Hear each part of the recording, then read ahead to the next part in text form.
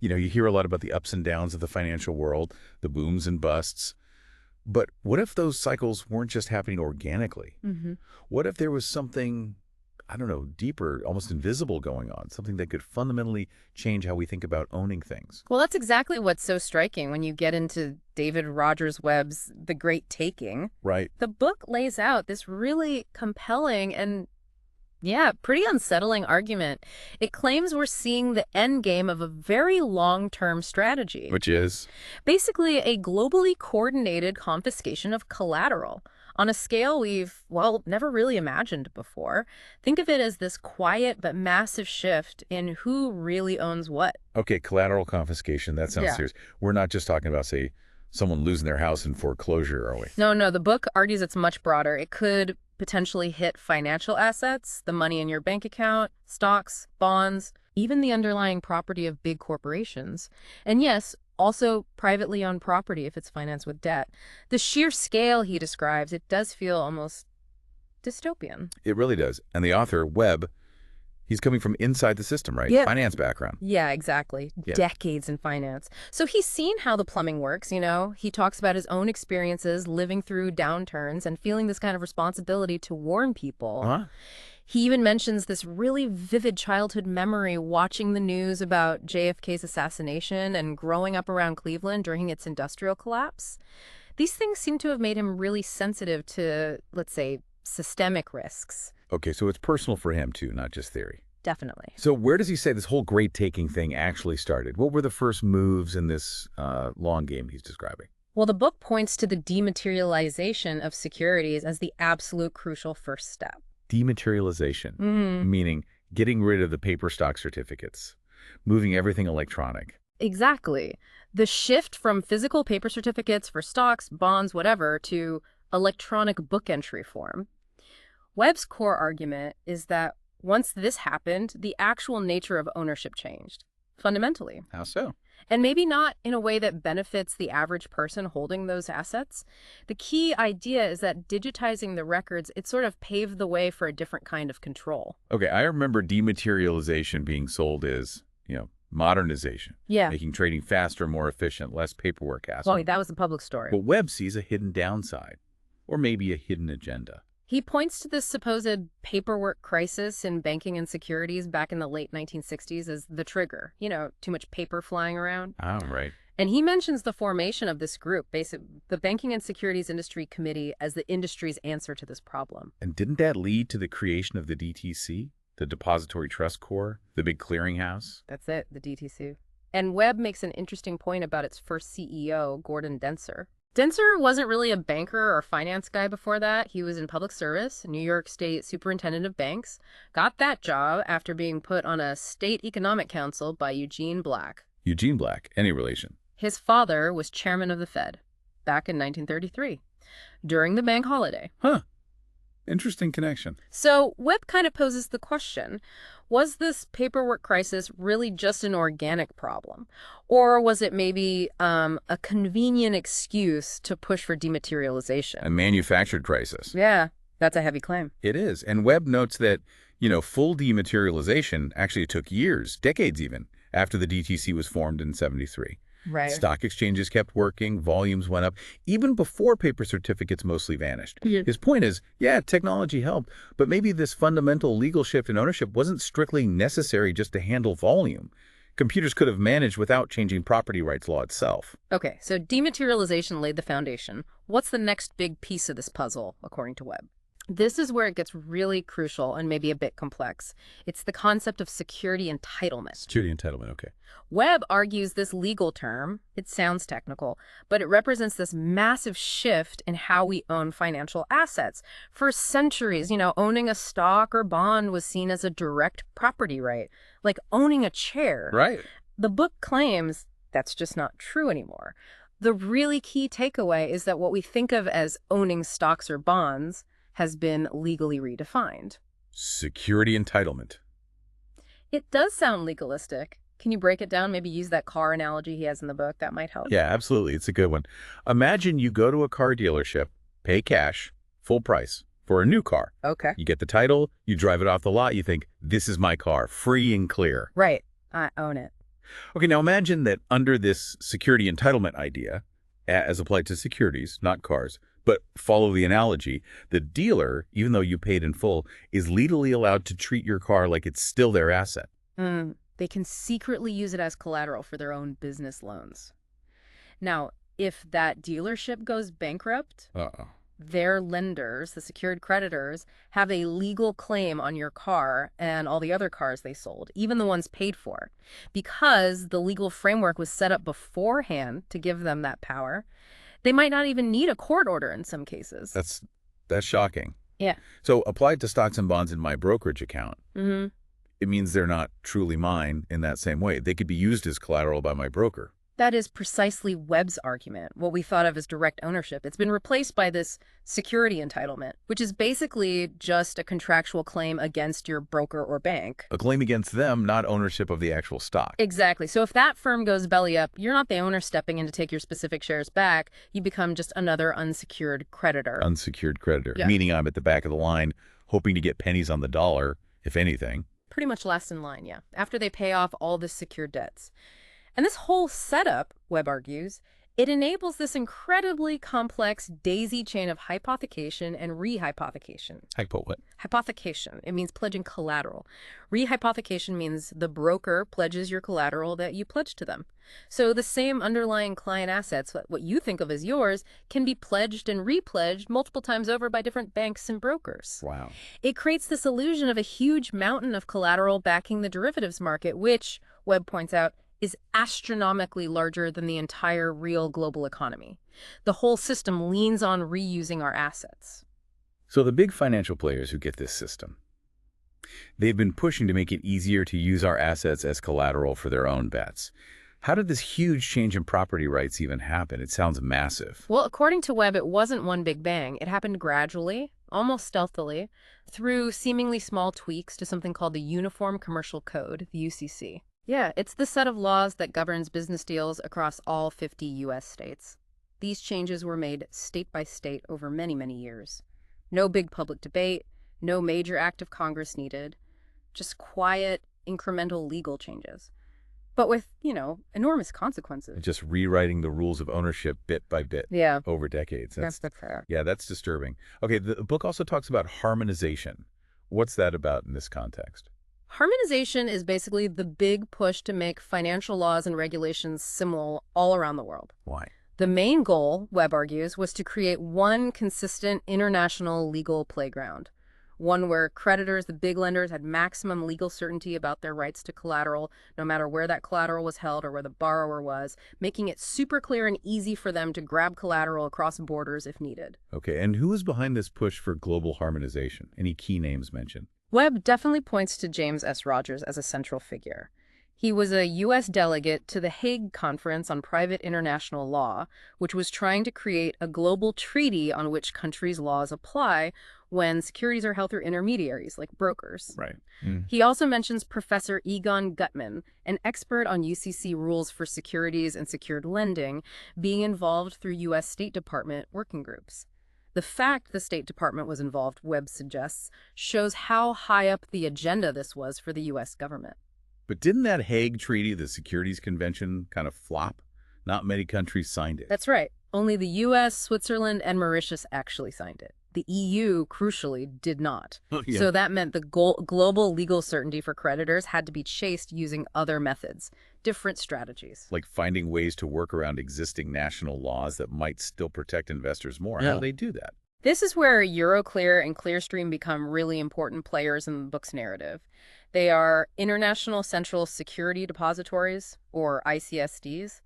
Webb notes Euroclear was actually founded by Morgan Guarantee, which became JP Morgan. The strategy, as Webb sees it, was to operate sort of above or alongside national legal systems, even in countries that still had stronger property rights. By creating these international depositories, it added a layer of intermediation that could potentially override national rules about direct ownership. And there was some internal memo mention from Euroclear. Yes, Webb puts a lot of weight on this 2004 internal memo by Diego Devos at Euroclear. It was about European legal harmonization. Okay. Webb says this memo shows Euroclear's thinking, recommending ways to get rid of legal hurdles to the kind of multi-layered holding system you see in cross-border finance. They wanted legal blessing for the idea of holding assets in big pools, registered assets pooled together. Which makes it harder to say, these specific shares are mine. Exactly. It blurs the lines of individual ownership. If everything's in one big pot, it's much easier to treat it all as interchangeable collateral, fungible. So my shares just get tossed into a giant pool, making it simpler for someone else to use them as collateral without me even knowing. That's the structure they were pushing for, according to the book. Webb also highlights the Bank for International Settlements, the BIS, the Central Bankers Bank, as being really active in promoting this global harmonization agenda. Okay. And then he discusses the EU's Central Securities Depository Regulation, the CSDR, which came into force around 2014. He sees this as a huge step in making cross-border collateral movement seamless within Europe. How did the CSDR specifically make it easier to, as Webb alleges, take collateral? Well, the CSDR basically set up the plumbing. It created the framework for linking the national CSDs, the places in each country that keep the main record of who owns what, with these international CSDs like Euroclear and Clearstream. Building bridges. Exactly. Bridges to transfer legal control of customer collateral from the national system to the international one. So your account statement from your local broker in, say, Sweden might still show you own some shares. Right. But the actual legal control could now be sitting with Euroclear, held in their big commingled pool, ready to be used for cross-border services, which Webb argues really just means used as collateral internationally. He draws a direct parallel to the U.S. system, where your broker has an account at the DTC, which holds everything pooled together too. DTC acts like a domestic ICSD in that sense. Okay, and the book uses Sweden and Finland as examples, right? Countries that used to have strong protections. What happened there? Yeah, Webb goes into detail. Around 2006, this legal certainty group apparently identified these Nordic countries as having problematic law, problematic from the viewpoint of easily using assets as collateral. Then, fast forward to 2008, Euroclear manages to buy the Nordic Central Security Depository, NCSD. This gave Euroclear direct control over the CSDs in both Finland and Sweden. Strategic acquisition. Very. And then, crucially, in 2014, right when the EU's CSDR was rolling out, Webb says significant and detrimental changes were made to Swedish law about owning securities. The key takeaway is how international pressure plus these acquisitions opened the door for legal changes locally. And what specifically changed in Swedish law that undermined ownership rights, according to the book? Webb gets specific here. He points to Chapter 6 of Sweden's law on CSDs and accounting for financial instruments. They call it LKF. And also another law from 1991 about treating financial instruments, especially Chapter 3, which deals with disposing of instruments that belong to someone else. Okay. He argues these changes basically gave the local Swedish CSD, now owned by Euroclear, really broad power and discretion to pass legal control of customer assets held in Sweden over to the ICSD, Euroclear, to be used as collateral. And potentially without the owner even knowing or explicitly agreeing, the big shift was from owner control to CSD control for collateral purposes. And didn't he personally run into this when he moved to Sweden? Yeah, it's quite a story. He moved there in 2009 specifically to hold Swedish government bonds in what was called a VP Konto account structure, which apparently offered more direct property rights back then. Right.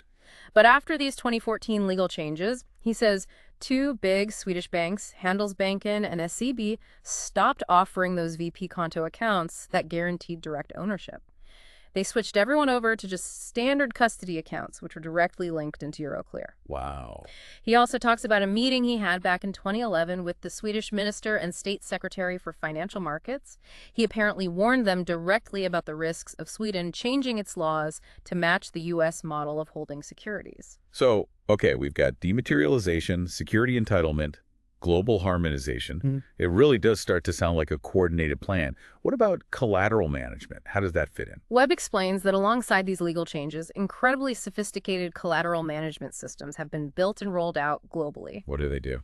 They're designed to make moving securities across borders to be used as collateral incredibly smooth and efficient.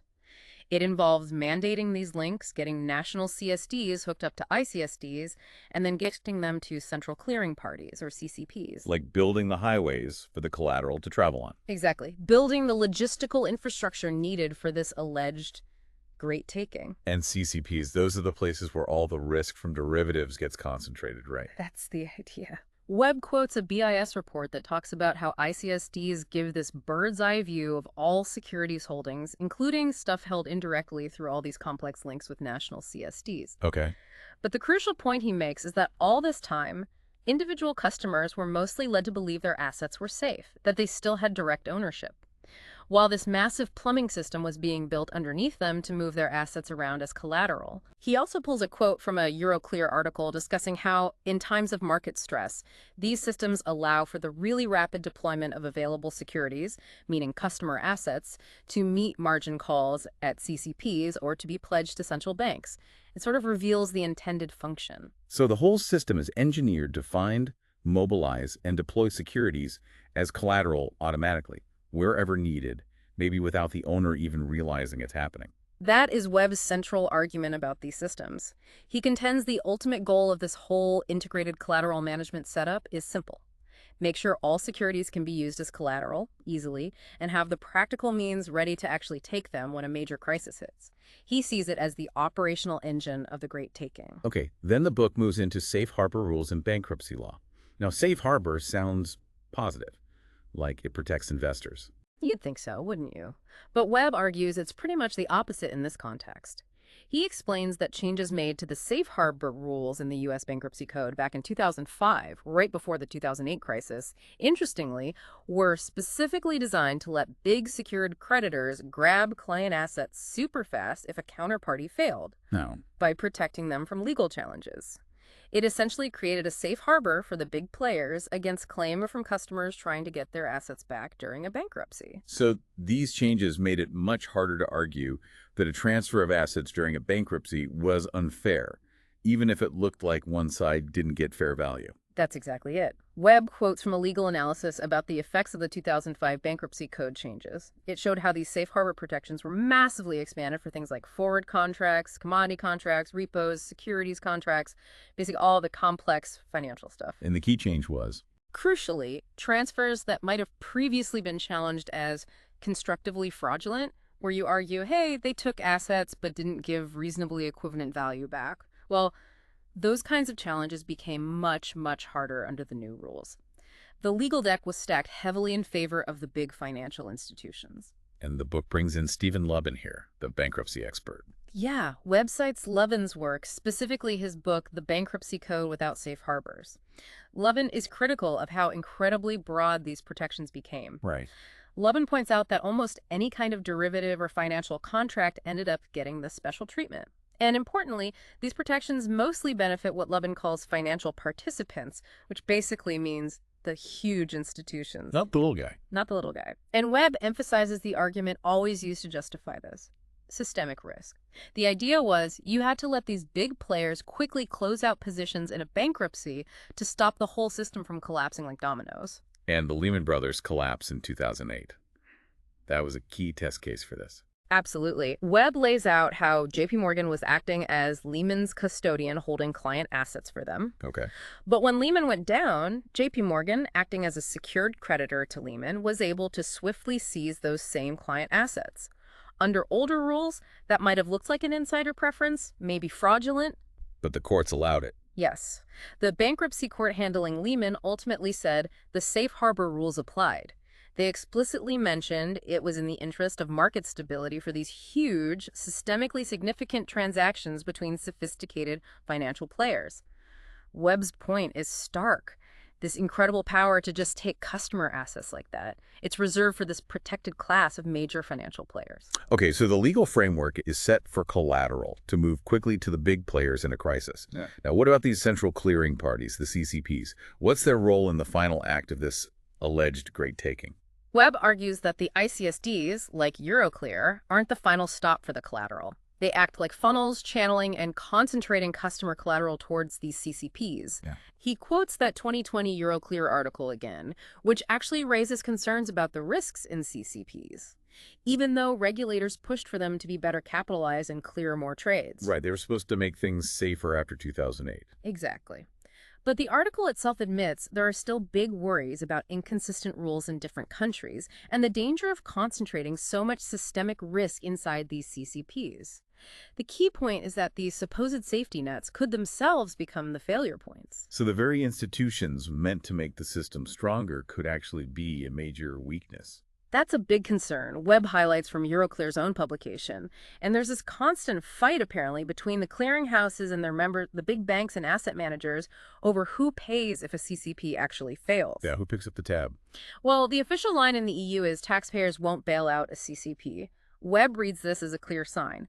If a CCP goes into resolution, meaning it fails, the secured creditors, the ones with claims on the collateral parked inside the CCP, will be first in line to grab the underlying assets to cover their losses.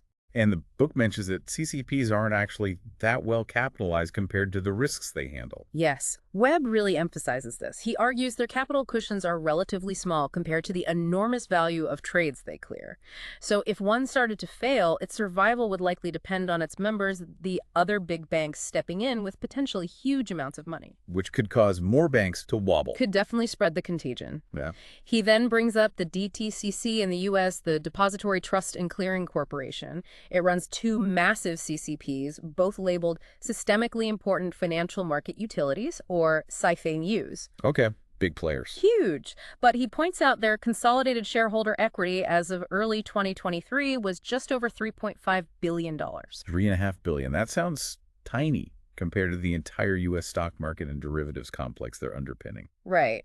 Webb quotes a statement saying CCPs must be capitalized enough to handle defaults. But then he references this exchange apparently between the Legal Certainty Group and lawyers for futures brokers. But what did that say? It clarified that if the middleman holding securities is a clearing corporation, a CCP, the claims of its creditors, the secured lenders, have explicit legal priority over the claims of the entitlement holders. Entitlement holders. That's us, the investors. That's us, the people whose assets are supposedly being held in the system. So let me get this straight. If a giant CCP, like one of DTCC's subsidiaries, were to fail catastrophically, the secured creditors of that CCP get first dibs on all the assets inside it, including the stocks and bonds we thought were ours, held to our brokers. That is the absolutely chilling conclusion Webb draws. He even suggests CCPs might be deliberately undercapitalized, and that plans for quickly starting up new CCPs after a collapse are already funded, all pointing, in his view, to ensuring secured creditors get the collateral cleanly. Wow. Okay, the book then shifts gears a bit, looking back at history, specifically the bank holiday during the Great Depression in 1933. What's the connection Webb makes there? He draws this really stark parallel. He sees the 1933 bank holiday as a historical blueprint, almost, for how governments can use a crisis to make sweeping changes with really deep, lasting impacts. Right. He shares that personal story from his finance professor, whose family actually lost their home mortgage to Cleveland Trust after the bank reopened following the holiday. It shows the real human cost. But the usual story we hear about the bank holiday is positive, right? That FDR saved the banks, stopped the runs, restored confidence. Yeah, Webb contrasts that standard narrative often associated with people like William Silber, who advised the New York Fed and praised how quickly the Bank Holiday Act supposedly fixed things. But Webb sees it differently. He focuses on the parts often left out, like only Federal Reserve banks and certain member banks the Fed picked were allowed to reopen. If your money was in a bank that stayed shut, tough luck, you often lost it. And crucially, your debts to those closed banks weren't canceled. They were usually taken over by the banks that did reopen, leading to more foreclosures and hardship. So maybe good for the overall system, but potentially devastating for individuals. That's Webb's angle. He nods to the monetarist view of Friedman and Schwartz, saying the Depression was mainly caused by bank failures and money supply shrinking. Right. But he also points out the Fed kept money pretty tight even after the bank holiday, which arguably slowed down recovery. And he quotes Silber himself, saying the Fed was committed to giving unlimited cash to the reopened banks. Webb asks, if they could do that, why couldn't they have stopped the widespread failures in the first place? Implying they maybe chose not to. Or let it happen. He leans towards viewing the bank holiday less as a rescue mission for the public and more as a strategic power consolidation for certain financial interests. He mentions that huge vault built at the Cleveland Fed back in 1923, a decade before the crisis.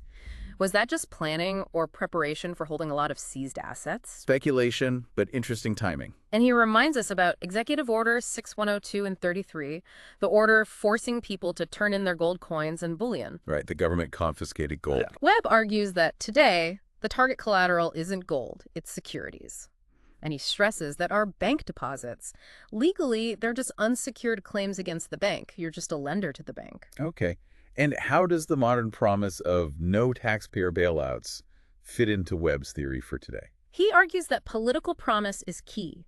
It means next time there's a massive crisis, instead of governments stepping in to save failing banks with public money, Yeah. they'll just let them close. And that, he contends, opens the door for the protected class, the secured creditors with their legally perfected claims on collateral to swoop in and take the deposits and other assets held within those failed banks. How would that work legally? He explains how big banks are structured now as holding companies with lots of different subsidiaries. This legally separates risks. So the part of the bank that takes your deposits can be put into bankruptcy separately from other parts. Okay.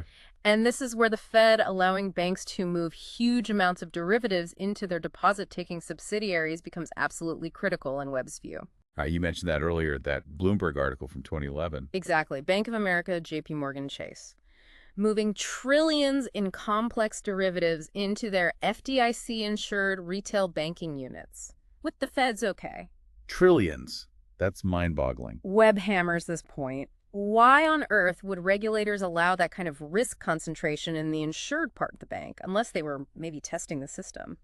Testing how a collapse of the deposit side could be managed, allowing secured creditors, potentially those holding the other side of the derivatives trades, to claim the deposits. A dry run for taking deposits via derivative defaults. That's dark. Extremely. And it implies the FDIC's insurance fund would be completely swamped in such a scenario. Yeah, is the deposit insurance fund actually big enough for something like that? Webb argues no way. He points out the limitations of the FDIC fund in the U.S. and the similar Single Resolution Fund, SRF, in the EU. Their reserves are just tiny compared to the potential scale of a full-blown systemic banking crisis. Right. He also notes how the EU's Single Resolution Board worries about super priority claims, potentially jumping ahead of secured creditors in a bank failure, showing where their real priorities lie, protecting those secured claims. And all the international coordination on bank failure plans. Webb sees that intense, unusual coordination between the U.S., EU, and UK financial authorities on cross-border resolution planning as more proof. They're getting ready for something big, something coordinated. Okay, the book even connects this to central bank digital currencies, CBDCs, via the Atlantic Council.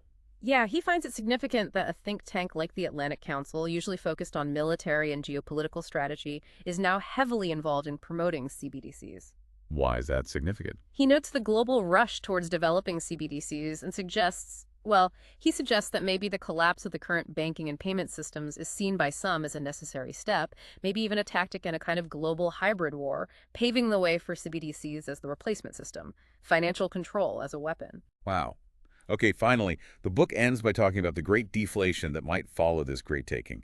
What does Webb mean by that? He draws another parallel to the aftermath of the 1933 bank holiday. The Great Depression wasn't just the crash, it was the long, grinding deflation that followed. Prices didn't recover for decades. Right, falling prices, stagnant economy. He uses family stories, his grandpa Rogers' real estate investment in Shaker Heights losing value and staying down for years. His family's Webb equipment property selling for much less than it was once worth. He also cites studies on Manhattan real estate in the 20s and 30s, huge declines, no real recovery for ages. Okay. His core argument today is that the inflation we're seeing isn't real economic strength, it's just money being devalued massively, plus artificial shortages. He believes the real underlying threat is deflation. And the everything bubble from years of low interest rates plays into this. Big time. Webb argues that the recent sharp rise in interest rates makes a huge crash in financial assets, stocks, bonds, and real estate practically inevitable. And he doesn't buy that derivatives will just magically absorb the losses. He thinks the losses will hit the CCPs, concentrating there. And as he argued before, CCPs are set up to fail in a way that lets secured creditors grab the collateral. And the Fed not cutting rates aggressively now, despite bank stress? He sees that as mirroring the Fed's actions back in the Depression, keeping things tight, perhaps deliberately. The book's conclusion here is pretty bleak. The architects have set themselves up to take everything in the crash, while the public, loaded up with debt, loses everything. And deflation makes it impossible to recover. Exactly. If prices and wages are falling, paying off existing debt becomes impossible. He argues that the refusal to even consider bailing out depositors with newly created money signals the real intent.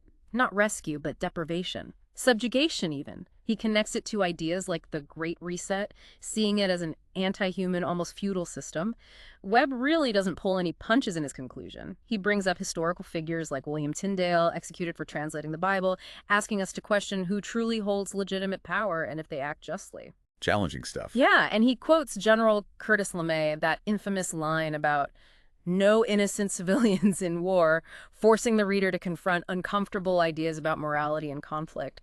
He stresses how interconnected everything is. You can't just ignore lies and injustice because eventually it affects everyone. Even the wealthy. He specifically warns the wealthy they aren't immune. He argues the system has systematically ignored the well-being of ordinary people to maximize profits. He warns strongly against willful blindness to evil.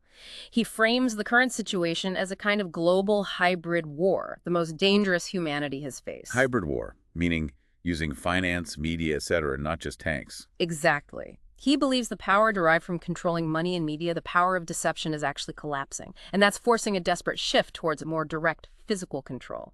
He suggests the people behind this are bound by shared guilt, by crimes committed. He lists examples. Yeah, various events globally in recent years suggesting they might be more than they seem attempts at physical control, masked as responses to other crises, like a virus.